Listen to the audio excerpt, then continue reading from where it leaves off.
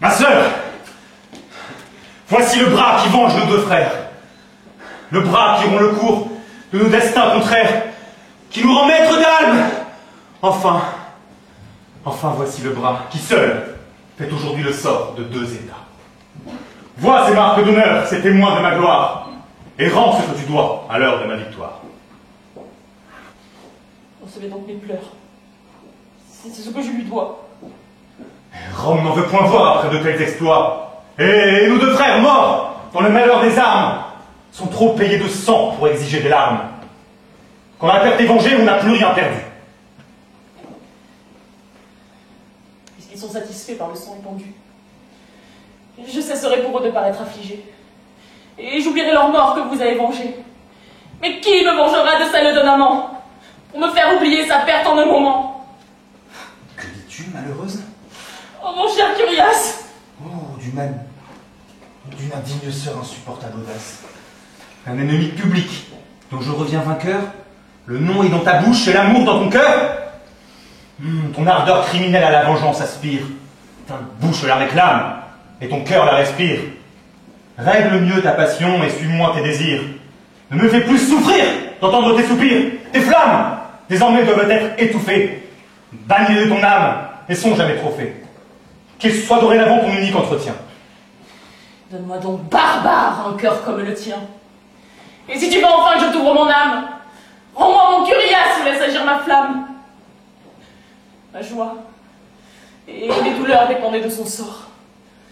Je l'adorais vivant et je le pleurais mort. Ne cherche plus ta sœur où tu l'avais laissée.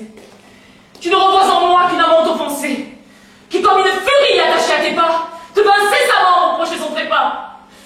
Tire altéré de sang, qui me défend les larmes, qui me que dans sa mort je trouve encore des charmes, et que jusque au ciel devant tes exploits, moi-même je le tue une seconde fois. Puissant de malheur accompagne ta vie, que tu tombes au point de me porter en vie. Et toi, bientôt souillé par quelque lâcheté, cette gloire si chère à ta brutalité.